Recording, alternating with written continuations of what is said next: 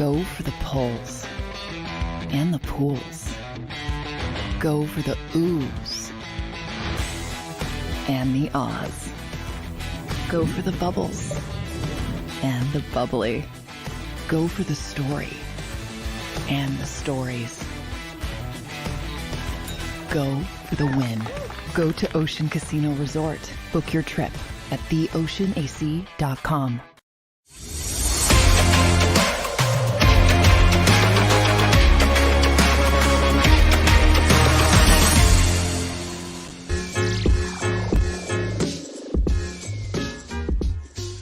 What's up, everybody, and welcome in the Philly Sports Power Hour on this Super Football Friday. Last Football Friday of the year. Crazy. Feels like just yesterday we were all excited for the start of the Eagles season. Now we only have one game left of the 2023 NFL season, Super Bowl 58. Little anticlimactic with the two teams we have playing. But we're going to get into that later on in the show. Break down Super Bowl 58, look at some of these prop bets, give you guys my pick on the game. But there's a lot to talk about today because yesterday, the NBA trade deadline came and went. Sixers made some moves, pretty mixed reviews in Philly about those moves, but I'm going to give you my opinion on them. We also have to talk about the Philadelphia Flyers, our fly guys. Travis Konechny, Gordie Howe hat trick in the first period. Do a little Flyers talk today. And then we could talk a little about the NFL awards that came out last night. Some people were upset that a certain Philadelphia Eagle didn't get one of those awards, but we'll talk about it. I actually think it was the right decision. And then, like I said, we'll get into Super Bowl 58, and like we end every show, with a little Today in Sports History. But welcome in, everybody. I see my Power Hour crew checking in the chat nice and early. Wine Niners Wine, right out of the gate, wants to talk about Brian Johnson and the offense against Vic Fangio's defense. You weren't here yesterday. I addressed this yesterday. And I even asked, where were you? Because I said, I think it's a little bit crazy that we want to take one game out of Vic Fangio's 20-year career as a defensive coordinator in the NFL, and we want to take one game. And because the Philadelphia Eagles put up 355 yards, we want to use that one game as the evidence of why Vic Fangio stinks. Come on, Wine Niners Wine.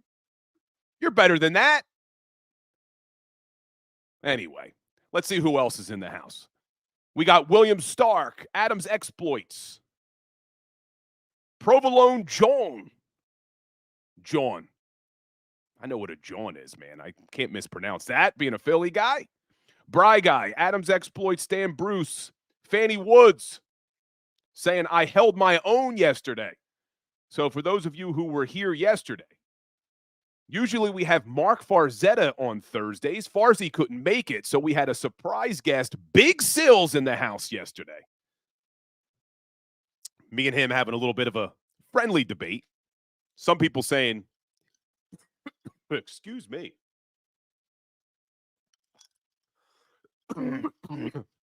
Uh-oh. Is it finally getting to me? My kids have been sick for like 2 months. Hopefully I'm not getting it now. Right in time for the weekend. But some people were saying that Big Sills dominated me yesterday. I didn't think so. He made some good points. Big Sills made some good points, but go back and check that out, that video. But I see, who else we got? Flexing and Stepping, Chuck Hutton, Swoop Sirianni, Teresa Pasquarello, Kyle, Chwiz. Who else we got in the house? Man, there's a lot of you. There are a lot of you here today, so if I missed you, I apologize. We're streaming live on the JAKIB Sports Network. We're live on TikTok as well. We're also on all my social media platforms. So like I said previously, make sure you're following me everywhere. And Flexing and Stepping saying great content. Yeah, I thought me and Sills had a nice little back and forth going yesterday. So he made some good points. I don't agree with all the points he made, but he did make some good points. Brian Lippincott checking in. But let's jump in because there is a lot to talk about today before we get into the Super Bowl. But I want to talk about this 76ers trade deadline and the moves they made yesterday. So before we get into the specific moves, you know my position. If you follow me, if you follow this show, my position going into the trade deadline was I didn't really care to see them do anything because I didn't think that there was any move out there that Daryl Morey could make that was going to move the needle enough for this team to be able to beat the Celtics or the Bucks or even the Pacers, the Knicks, the Cavs. I don't think there was a move out there that was going to get you over the hump, that was going to get this Sixers team to an NBA championship game or series. So I don't understand a lot of fans who are upset at what Daryl Morey did yesterday. Now, let me get this out of the way first. I don't think Daryl Morey's done a good job here. Since he's gotten here, I don't think the team has gotten drastically better. I'm not sure what he's done to make this team better since he's got here. But what did fans expect Daryl Morey to do with the trade deadline yesterday? What was there? What was available for Morey to make these unbelievable moves that it seems like some fans wanted that was going to get this Sixers team over the top? What was there? Tell me. Tell me a player who moved at the deadline that the Sixers should have made a move for that was suddenly going to make this Sixers team the favorite in the Eastern Conference. There was nothing there. So he makes a trade for Buddy Hield. Good move. Didn't have to give up a ton. They give up Marcus Morris Sr., Furkan Korkmaz, and 3 second-round picks.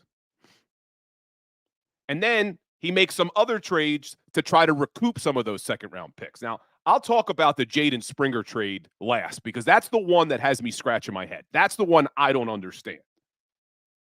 But all of the other moves, I'm not understanding some people here, some Sixers fans who are upset at the moves Daryl Morey made. Buddy Hield, we needed a three-point shooter. You just got one of the best three-point shooters in the last 8 years in the NBA. The second most three-pointers since 2016, second to only Steph Curry. So that's a decent move. But I don't understand all of this hate about trading Pat Bev. Listen, I liked Pat Bev. He was a dog, quote unquote. Loved the way he played. Fit the city perfectly. But was Pat Bev really going to make this team a true contender in the Eastern Conference? Do we really think that Pat Bev was going to be the difference maker in the NBA playoffs? And I see people are upset about it. Jason A-Team's not happy they got rid of Pat Bev. Flexen and Steppen, not happy they got rid of Pat Bev. But let me ask you, as much as you like Pat Bev, do you really think that Pat Bev being on this Sixers team was going to be a difference maker in the playoffs? That suddenly, because they kept Pat Bev, that we were going to be a true contender in the East? Doesn't make any sense, man. And I see Jason A-Team saying, mentally, yes. Pat Bev, at 35 years old, a guy who bounces around every single season, is not moving the needle that much. And the reason fans are upset is because you're making decisions from your emotions. It's the same reason why I have a problem with bringing back Jason Kelce and Fletcher Cox and BG.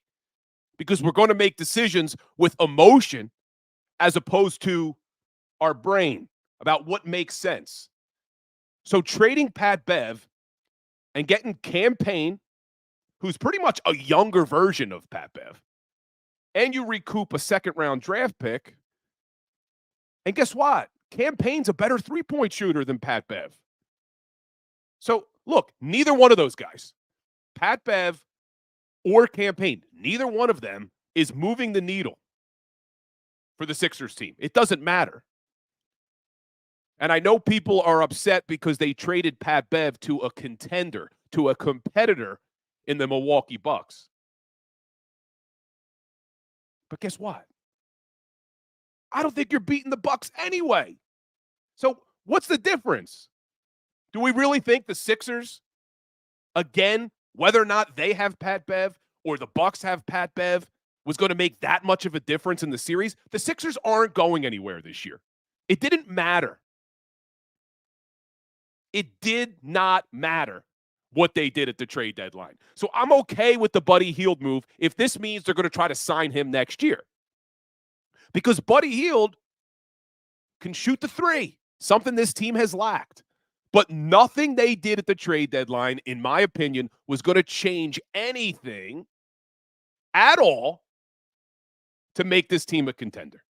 So I'm not understanding what people wanted Daryl Morey to do. I'm not a huge Daryl Morey fan to begin with. I'm not saying this guy's a great general manager or president of basketball, whatever you want to call him.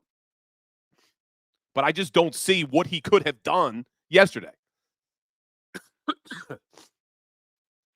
Then they trade Daniel House, whatever. They get a second-round pick back. Apparently that opens up some cap room so they could be buyers on the buyout market. Kyle Lowry's name is floating around. He's 38. The one I don't understand, and this is the one that bothers me the most of all of the moves, is trading Jaden Springer to the Boston Celtics. And the reason I don't like that move is because how many times do we have to let the Celtics burn us on a move? They're smarter than us. They have a better organization than the Sixers. I hate to admit it, but they have a better organization. So you just took a young player who's only 21 years old, who's shown promise when he's on the court, and you're going to trade him to the Boston Celtics because now we know what's going to happen. They're going to develop him, and in a couple of years, Jaden Springer is going to be an absolute star for the Boston Celtics. We're all going to be sitting here saying, man, we could have had him. We could have had him on our team. Just like when we traded to move up to get Markelle Fultz and let the Boston Celtics draft Jason Tatum.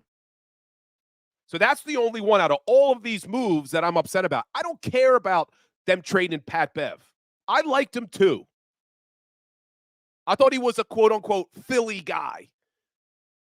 But when you take that out of the equation, he wasn't moving the needle for this team. They weren't going anywhere this year, and I still don't think they're going anywhere. But to me, I'm okay with all of the trades. I just don't understand why you trade Jaden Springer to the Boston Celtics. How many times do they have to burn us? But we'll see what happens. Now, a lot of us were hopeful that we were going to be able to figure out at the trade deadline what the Sixers thought about Joel Embiid's injury and was he going to be able to come back this season. I don't think we learned anything because they make the move for Buddy Hield, which makes you think, oh, okay, they think Joel's coming back, but then they start unloading all of these other guys. So who the hell knows what's going on with Joel Embiid? But I said this all week, and I'm going to say it again. Even with a healthy Joel Embiid, I don't see the Sixers competing with the upper echelon teams in the East. It's just not going to happen this year. It's unfortunate. And it's really unfortunate that this summer, when we're going to have all this cap space, there's really no star to go after. Really no star to go after. I mean, do they get Paul George? I don't think the Clippers are going to let Paul George go. And will Paul George want to come to Philadelphia with Daryl Morey here? With all of the issues that he's been hearing about Daryl Morey lying to players. Now you add Pat Bev to the equation of being, quote-unquote, lied to about getting traded. It's an unfortunate situation, and we as fans have a right to be angry with the Sixers organization in general. I'm not as mad about this particular trade deadline, only because I don't think anything could have been done to get them over the hump. But when you just look, I'm 40 years old. I was born 1 week after the 1983 NBA championship the Sixers won. In 40 damn years, we've seen one NBA Finals. 2001 with Allen Iverson, and they lost. That's it. Are you kidding me? An organization that's supposed to have the history that the 76ers have? That's the best we can do in 40 years? So as Sixers fans, I get why we're angry and we're frustrated, but when you just look at it objectively, this trade deadline, there was no move to be made that was going to win an NBA title. Just wasn't going to happen. And I'm Awake or You makes a good point. We had a shot at Halliburton. Yeah, we did. We had Bridges, traded him away. It's been one mistake after another with this damn team. And this isn't just this year or 5 years or 10 years. We're talking 40 damn years since there's been a championship for the 76ers. I don't know. Frustrating. But let's feel good because there's another team that plays at the Wells Fargo Center. And we should feel good about this team, and that's our Philadelphia Flyers. Fly Guys last night win their second in a row, 2-0 after the All-Star break. And once again, they beat a really good team. Winnipeg Jets beat them again, 4-1. And how about our man, Travis Konechny, with the Gordie Howe hat trick, first period. And for you guys who aren't hockey fans, Gordie Howe hat trick is a goal, an assist, and a fight. He did it all in the first period last night, really setting the tone. And Kevin Savard saying, I sound like I need emergency. Man, I've been popping vitamin C's too. Perfect timing, because I got to do this show. I got the 2 radio shows tomorrow and Sunday. But, yeah, hopefully this sniffle goes away. But I apologize for you have to listen to it. Give me a second. All right. Talking about our Flyers, we got to be crystal clear here because they're the one thing we should feel good about right now. So Konechny with the Gordie Howe hat trick. But here's the best thing about the Flyers right now. John Tortorella. Not only does he have his team playing really, really well, they just beat one of the best teams in the NHL, 4-1. And if you watch Tortorella's post-game press conference, you would have thought they got dominated. It's about a minute long. He's such a good coach at keeping this team like humble, playing hard. And what a blessing Sam Erson's turned out to be in net. Everybody knows what's going on with Carter Hart. And Erson's just playing the best goaltending of his career right now. So some really good things happening with the Flyers. Now, here's the frustrating thing, and I tweeted this out last night. The frustrating thing is going to be when the NHL trade deadline comes next month, they're going to be sellers. They're not going to do anything to try to go for it this year. They know that's gotten them in trouble in years past. So they're going to stick with the plan with their eyes on the future, building a true contender. I agree with it, but it doesn't mean that I'm going to be happy come trade deadline when you start to see some of these pieces being traded away. They're going to keep the young nucleus, but they're not going to bring in anybody to help them this season. It's just not going to happen. But exciting to watch. They're playing really good hockey. And I asked this question on Twitter last night. You look at the Philadelphia Flyers, and you look at the other organizations in the city. There's a chance the Flyers may win a championship before any of the other 3 major sports. I think the Flyers are going to win a championship before the Sixers. We know how hard it is to win a World Series. Phillies have a real shot, But now, you got the Braves still. How many times can we expect to beat the Braves as a wild card team? And you look at the Eagles. So many question marks on that team. And talking about the Phillies, I talked about beating the Braves. Look at the LA Dodgers, for God's sakes. So you look at the 4 major sports teams in this town, Flyers may have a shot to be the first championship we see again. But it's not going to be this year because they're definitely going to be trade sellers, not buyers at the deadline. Well, let's take a look. Before we get into Super Bowl 58, let's look at some of the NFL awards last night. I know some people disagreed with some of these, but NFL Coach of the Year, let's start there. NFL Coach of the Year goes to Cleveland Browns head coach Kevin Stefanski. And this was close. Him and DeMeco Ryans were actually tied in the points they received, but because Kevin Stefanski received more first-place votes than DeMeco Ryans, Kevin Stefanski wins. This was a close one because DeMeco Ryans did an absolute incredible job his first year in Houston. Rookie quarterback, took over a franchise that's just been terrible over the last few years. But it goes to Kevin Stefanski. You can't deny what Stefanski did, though. I mean, getting to the playoffs with 5 different starting quarterbacks is pretty damn impressive.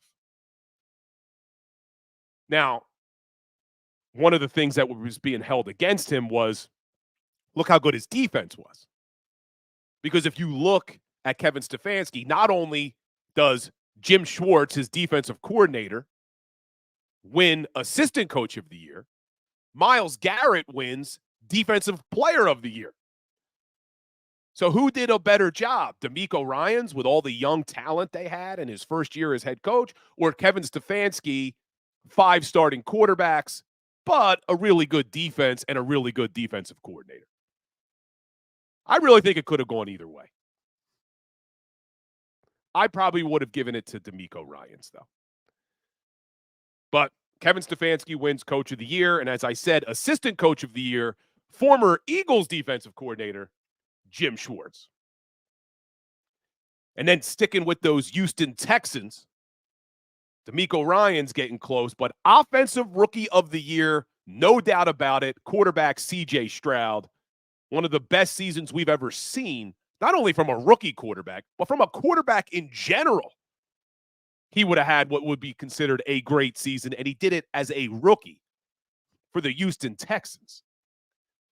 And it's unfortunate because Puka Nacua, who comes in second for Offensive Rookie of the Year, any other season would have ran away with the Offensive Rookie of the Year. But C.J. Stroud, absolute beast. He takes it. And then crazy, not only do the Houston Texans have the Offensive Rookie of the Year, they have the Defensive Rookie of the Year. The future is bright in Houston with DeMeco Ryans as your head coach, C.J. Stroud as your starting quarterback, and now Defensive Rookie of the Year, Will Anderson Jr. narrowly beats Philadelphia Eagles rookie Jalen Carter. And I know some fans were upset about it. That was the right decision. You look at the beginning of the season, Jalen Carter was running away with the Defensive Rookie of the Year. But he hit a wall. We saw it as Eagles fans. And you look at their final numbers, the voters got it right. Will Anderson, in 454 pass snaps, 8 sacks, 15 quarterback hits, 45 hurries, and 68 pressures. You look at Jalen Carter in similar amount of pass rushing snaps, 427. He only had 7 sacks. Will Anderson had 8. He only had 4 quarterback hits. Will Anderson had 15. Jalen Carter had 39 hurries. Will Anderson had 45. Jalen Carter had 50 pressures. Will Anderson had 68 pressures. So sometimes we are biased as Eagles fans, but if you look at the numbers, Will Anderson deserved Defensive Rookie of the Year. And I see most of you agreeing with me in the chat. But let's look at Defensive Player of the Year, because this was another one. I see Niners Wine saying it should have gone to T.J. Watt. Myles Garrett narrowly beats out T.J. Watt. This one was a toss-up for me because Myles Garrett is an absolute beast out there. Takes over games. I know if you look at the numbers, the argument could be made it could have been T.J. Watt, but I really think it could have gone either way. If T.J. Watt won it, I wouldn't have been upset. But Myles Garrett winning it, I'm not upset. I really think you have two dominant defensive players. So I'm okay with Myles Garrett. See what you guys are saying in the chat, if you agree. Now, Steven on TikTok, when I'm talking about Jalen Carter and Will Anderson, saying that Jalen Carter's a D tackle, Will Anderson's a defensive end, so it's not fair to compare their numbers. I just think when you look at Jalen Carter the last few games of the year, he hit an absolute wall. And you look at that Eagles defense, they were historically bad. And I know it's hard to try to blame one guy. It's not Jalen Carter's fault. But what I mean is, how do you give Defensive Rookie of the Year to a guy who played on a defense that was that terrible? That literally was in the bottom of almost every single category down the stretch. So, seeing what you guys have in the chat here. Wine Niners Wine says, name one stat that Myles Garrett was better than TJ. Guess what? There are zero. It was a popularity contest. So Wine Niners Wine, not happy. Let's see who else. Offensive Player of the Year. This one I thought no-brainer, Christian McCaffrey. In my opinion, Christian McCaffrey should be the MVP of the league. I think what Christian McCaffrey does on the football field, he's the most valuable player in the NFL. So he wins Offensive Player of the Year. You knew once he won that, he wasn't going to get MVP. The MVP goes to Lamar Jackson by a landslide. Lamar Jackson. Absolutely not even close second place in the MVP race. So Lamar Jackson, listen to this. This is his second MVP award before his 27th birthday to start the season. So you look at players who have started the season before their 27th birthday. There are only two players in NFL history who have two MVPs before their 27th birthday season. Lamar Jackson and Jim Brown. Insane. And you look at active players, Lamar Jackson is only one of three active players who have more than one MVP award, joining Aaron Rodgers and Patrick Mahomes. The big difference, A-Rod's got a Super Bowl. Patrick Mahomes has 2 Super Bowls, going for 3. But Lamar Jackson, another MVP award. But I'm sure people in Baltimore, just like we would as Sixers fans, would trade the MVP award for a championship. And then Comeback Player of the Year, another maybe controversial one, goes to Joe Flacco, who literally came off his couch to lead the Cleveland Browns into the playoffs. I was surprised. I thought for sure the NFL was going to give it to Damar Hamlin after literally dying on the field. And then Walter Payton Man of the Year goes to Cameron Hayward of the Pittsburgh Steelers. But we're going to take a quick break. When we get back, I want to talk about the Hall of Fame. And really, there are 2 Eagles that continue to get screwed out of the Hall of Fame. We'll talk about it when we get back. Hit that like button, hit that share button. Make sure you're following. This is the Philly Sports Power Hour. We'll be right back.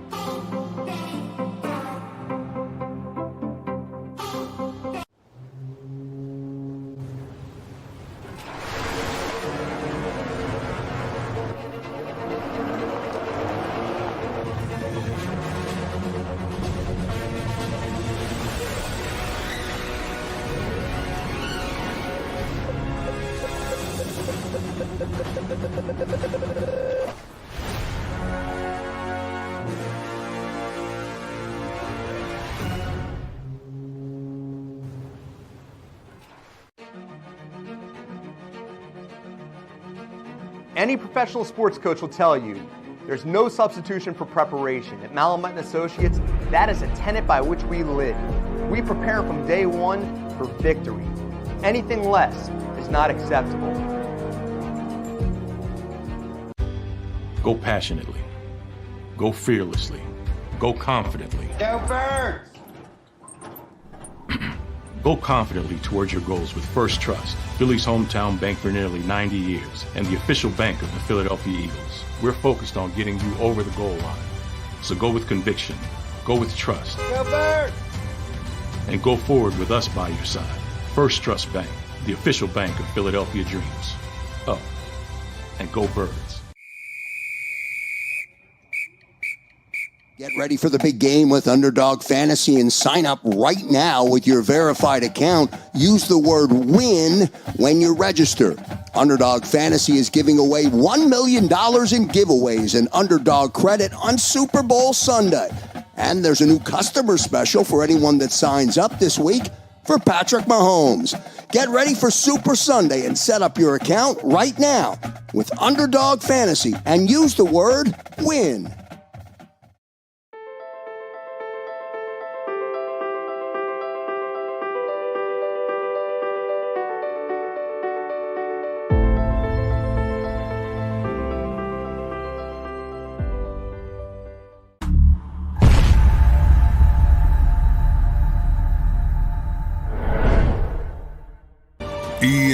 EAGLES, Eagles.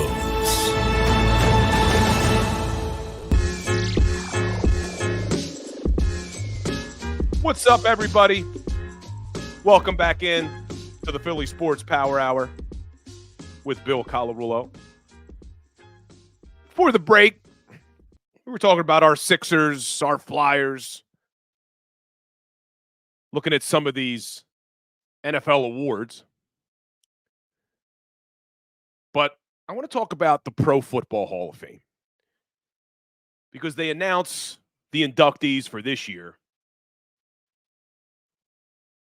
I'm not saying these guys weren't deserving, but two Philadelphia Eagles players, one who was a finalist, one who's never been a finalist, continue to get ignored by the Pro Football Hall of Fame, and I don't understand it. First off, Eric Allen. How Eric Allen is not in the Pro Football Hall of Fame doesn't make sense to me. I don't understand what Eric Allen has to do to get into the Hall of Fame. And I'm not the only one who feels that way.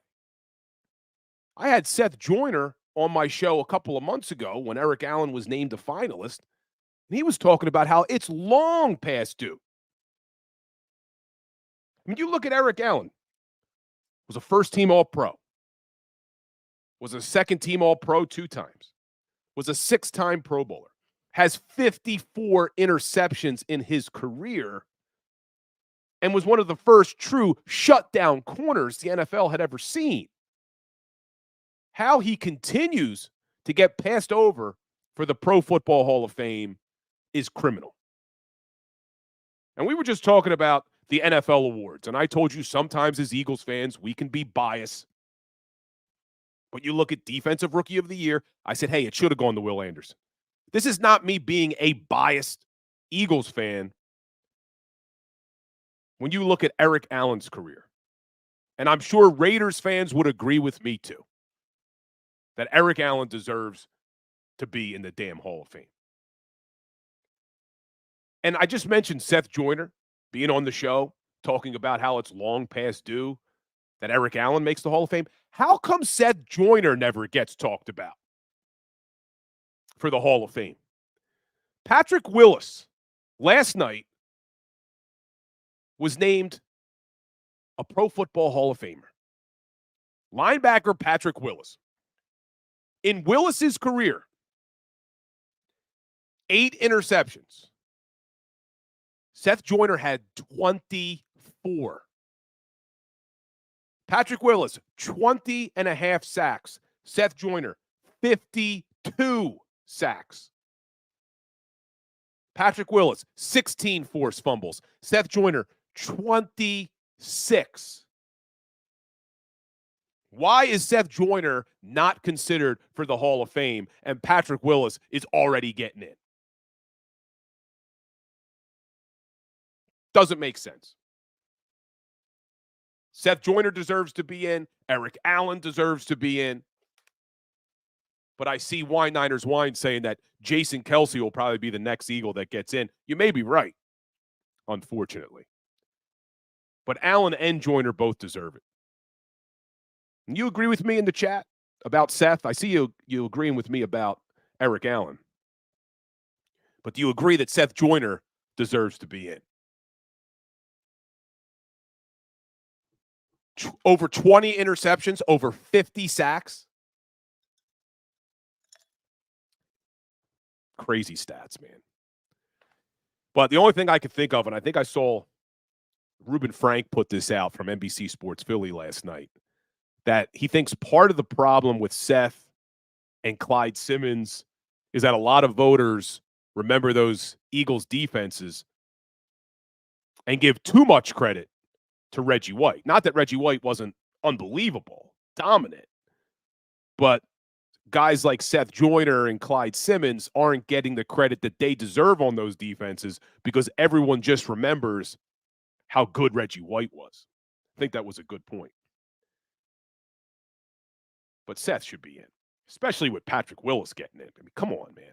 Not that Willis doesn't deserve it. It's just when you look at the numbers, Seth deserves it too. But it's time. I know it's been anticlimactic with Super Bowl 58 being the Kansas City Chiefs and the San Francisco 49ers. But it is Super Bowl Friday, getting ready for this weekend. Let me know in the chat what you're eating this weekend. So for me, there's this place near us that has the best tomato pie, man. So definitely getting that. I don't know what else is going to be on the menu. I got to check with Bridget. But we're definitely going to have the tomato pie. I'm going to eat way too much tomato pie on Sunday. But let me know in the chat what you're getting for Super Bowl Sunday, because that's one thing we can look forward to. I know we're not all looking forward to the matchup. Yeah, flexing, I'm trying to get the cutlets. I said that to Big Sills yesterday, but now I'm being told by Bridget maybe we're not having cutlets. I don't know. I'm not the boss when it comes to the food. I just eat it. So, William Stark's going deep dish pizza Detroit style. I like that.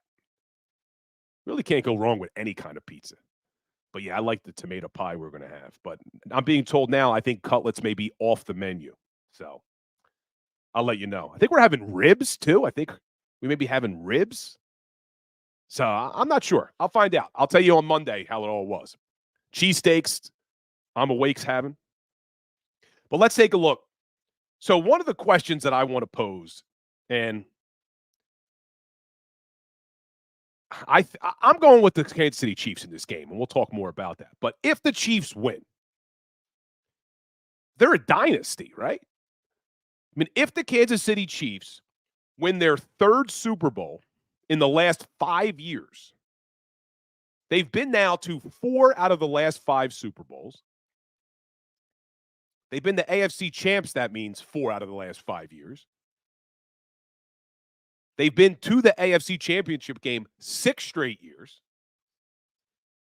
If they win the third Super Bowl in the last 5 years, are they a dynasty? They have to be, right? And it's crazy because you really shouldn't see dynasties in a salary cap era. We know the NFL wants parity. So you look at what the Kansas City Chiefs are doing. It's unbelievable. And I know we give a lot of credit to Andy Reid, as we should. But it's just, you look at Patrick Mahomes and what this kid is doing. It's unreal. He's been to the AFC championship game every single season as a starter. And if they win on Sunday, he'll win his third Super Bowl in 5 years. Wait, how old is Mahomes now? because he could 28. He's not going to be 29 until September when the next season starts. Insane, man. I didn't think anybody would ever catch Tom Brady. Mahomes could catch Tom Brady at the pace he's going.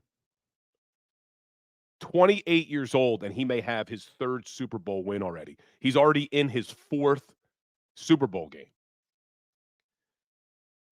But we'll see. Chiefs aren't favored in this game. The San Francisco 49ers are favored by 2.5. The over is 47.5. I think this is going to be a low-scoring game. If you like defense, I think we're going to see a strong defense performance on both sides of the football. You just look at these defenses in the regular season. The San Francisco 49ers, top 3 in the NFL, giving up an average of only 17.5 points a game. And right above them, number 2 in the NFL, the Kansas City Chiefs, only 17.3 points per game. So I would take the under. I hate rooting for no scoring, especially in the Super Bowl. But you look at both of these defenses, they don't give up a lot of points. But looking at some of the key matchups for me in this game, it's going to be, can the Kansas City passing attack take advantage of the San Francisco 49ers passing defense? Because you look at the San Francisco defense, the only thing you could say is a weakness would be their pass defense. And they're not bad. They still finished in the top half of the league. But it's very difficult to run against the San Francisco 49ers. Is Pacheco going to be able to pick up yards on the ground against one of the best rushing defenses in the NFL? So I think what this is going to come down to is Patrick Mahomes, Travis Kelce, and this list of unknown wide receivers that the Chiefs have. Can they move the football through the air against the San Francisco 49ers? And I think they will. I don't see how you can say that Patrick Mahomes is going to get shut down. So that's why I'm picking the Chiefs in this football game, not only because I'm saying you can't bet against Mahomes, but when you look at the 49ers defense, the one area that you could consider not as great as all their other areas would be their passing defense. And one of the things that the 49ers are going to try to do is to get pressure on Mahomes. It's not easy to do. We remember last year with the Philadelphia Eagles, 70 sacks, couldn't get to Mahomes. And I know people want to blame the field, but the Kansas City Chiefs do a really good job of not giving up sacks. A lot of that is because of how good Patrick Mahomes is in the pocket. His pocket awareness is insane. He extends plays. They were top 2 in the NFL this year. They only gave up 28 sacks. Now, the 49ers, top 7. And I see Stan Bruce saying that the 49ers have given up a lot of rushing yards so far in the playoffs. I just think you're going to see them being able to stop Pacheco in the run. I think for the Chiefs to win this game, it's going to be through the air. Maybe I'm wrong. But I think they're going to be able to shut down the run. Now, the interesting thing is, regardless if they stop down the run or not, they've struggled on third down. As good as the 49ers defense has been, they haven't been very good on third down all season. Kansas City's been really good with their third down offense. So I think that's another important matchup. Are the 49ers going to be able to get off the field? But a real key in this game, and this is not unique to this game, but it's going to be turnovers. Every game we talk about turnovers, but as good as Patrick Mahomes has been, you look at the regular season, a reason they struggled was turning the ball over. San Francisco, top 5 in the NFL in takeaways during the regular season. But you look at the Kansas City Chiefs, they were 23rd in the league. They turned the ball over 28 times. They've been better this postseason. But can the 49ers force some turnovers? Can they force some mistakes? That's the only way I see the Kansas City Chiefs losing this game, is if the San Francisco 49ers can somehow force Mahomes and this Chiefs team to make some mistakes and turn the ball over. Because you look at both teams, and I know the regular season is different, but you look at the regular season, Kansas City was a negative 11 turnover differential. The San Francisco 49ers were a plus 10. So that could be a big difference in this game.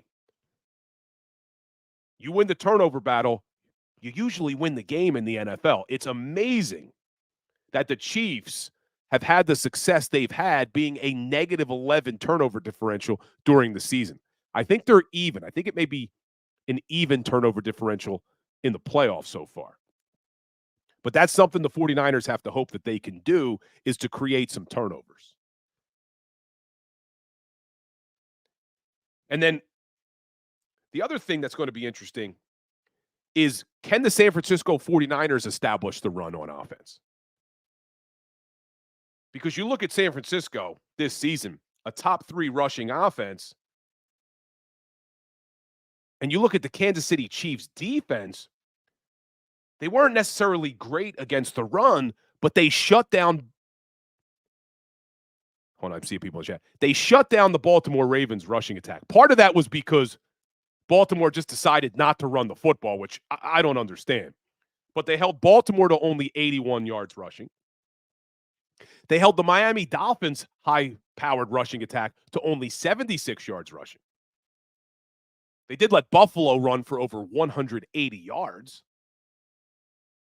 But that's going to be a big matchup in this game. Can this Chiefs rushing defense, which was 17th in the league during the regular season, but did shut down the Ravens and the Dolphins, again, partially because the Ravens shut themselves down.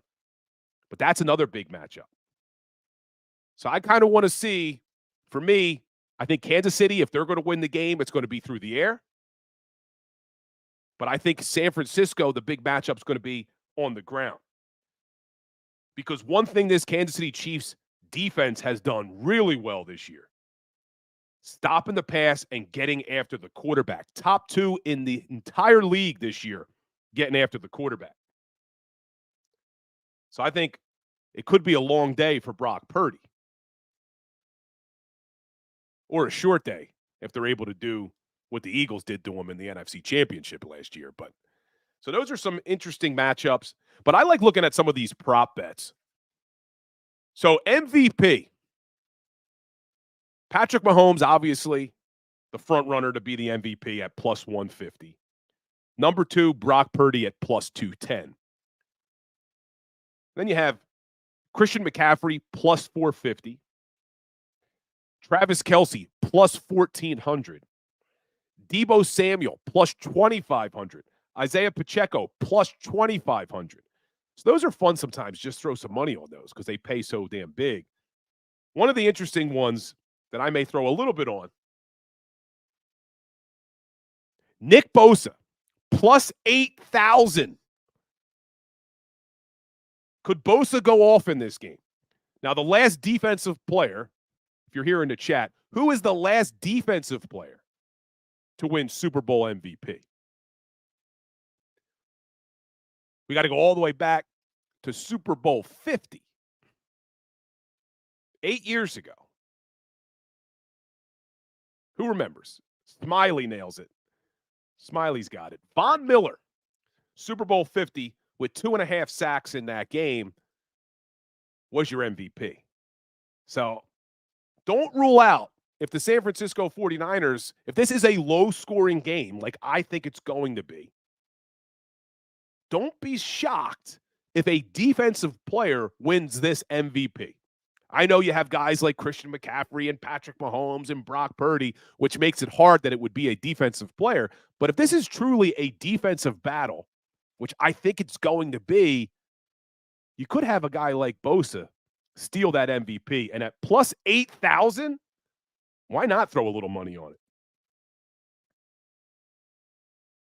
Now, the last 20 MVPs, if you look at the last 20 Super Bowls, 13 of them have been quarterbacks, 5 have been wide receivers, and 2 have been linebacker/edge rushers. But that may be one I like having fun with the MVP. This is also a fun one. First touchdown scorer. Who's going to score the first touchdown? And I like going with ones that have really high odds because you never know. So Brandon Ayuk, plus 1,000. Kyle Juszczyk, fullback for the 49ers, plus 4,400. That's something I could see Shanahan doing near the goal line. Little play action. Pass over to Kyle for a touchdown, plus 4,400. Marquez Valdez-Scantling, plus 3,100. Justin Watson, plus 3,200. 2 wide receivers on the Chiefs team. Could see them getting the first touchdown. So I like that. I like going with the first touchdown and taking the really high odds. That makes it exciting. Well, let's look at some of these player props. Patrick Mahomes. Over-under on passing yards, 262.5 yards. I would go under. 1.5 touchdown passes. That one's tough. I may stay away from that one. But then 26.5 rushing yards for Patrick Mahomes. Do we think Mahomes rushes for more than 26.5 yards? I would go under. But then looking at Brock Purdy, his over-under on rushing yards is only 12.5. I'm taking the over. I could see Brock Purdy being under some pressure from that strong defensive line that the Chiefs had, escaping the pocket, taking off, and picking up 13 yards on a run, on a scramble. So I would take the over. Purdy, passing yards, 246.5. I'm going under. I just think it's going to be a defensive battle. Travis Kelce, receiving yards, 72.5. I'm going under again. Deebo Samuel, 58.5 receiving yards. I'm staying away from that, but the one I do like with Deebo, 16.5 rushing yards. I'm going over. You know Shanahan likes to get Deebo Samuel involved in the rushing game. Hold on, Michael Y. Bill, what we all want to know is the over-under on how many times Tay-Tay is shown and how long the national anthem goes for. Oh, and what the coin flip will be. Yeah, those are the ones I can't get into. I don't understand the coin flip. Every single year, my uncle bets the coin flip, like a ton of money on the coin flip. It is literally a coin flip. I don't understand it. But tails never fails is what I always hear. Tails never fails. But then some of these other ones, Christian McCaffrey, over under 91.5 rushing yards. Again, I'm going under. I just think we're going to see a defensive battle. So I'm taking most of these unders. But the one I like with Christian McCaffrey is receiving yards, 33.5 receiving yards. I would take the over on CMC for that. And then what I want to talk about next week, because finally, when this damn Super Bowl is over, and hopefully it's the Kansas City Chiefs, I'm taking the Chiefs. If I would go Chiefs, probably money line, because I think they're going to win the game, even though they're getting 2.5, probably money line. And I'm taking the under 47.5. I think it's going to be a low-scoring affair. But when this game's over, and hopefully it's the Chiefs, we then can start looking forward to Super Bowl 2025. And I peeked ahead to see what are the odds right now for Super Bowl 25. And the Philadelphia Eagles have the 8th best odds before free agency and the draft and everything else. The Eagles right now have the 8th best odds behind the 49ers, who are number 1, the Chiefs, the Ravens, the Lions, the Bills, the Cowboys, and the Bengals, and then our Philadelphia Eagles. So we'll start looking at that and what this team needs to do to get back to being a contender. We'll have a long time to talk about that this offseason. But like we end every Philly Sports Power Hour with a little Today in Sports History. Another one with a little Philly spin on it. February 9th, 1942, the Phillies officially changed their nickname to the Phils, the Philadelphia Phils. And I didn't know this, but when the team started in 1883, they didn't have a nickname. They were just called the Philadelphias. And because that was a mouthful, people started calling them the Phillies instead of the Philadelphias. So on February 9th, 1942, to avoid confusion with the cigars that were called the Phillies, the Philadelphias officially changed their nickname to the Phils. The Philadelphia Phils. That only lasted 1 year. And then the new owner, William Cox, was like, no, Philadelphia Phils doesn't make sense. We're officially going to change our name to the Philadelphia Phillies.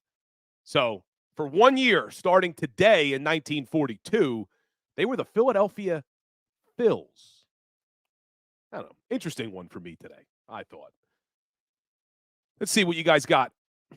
Y9ers9, where can I bet will be the national next year at this time? I don't know that. William Stark giving me some remedies for my cold.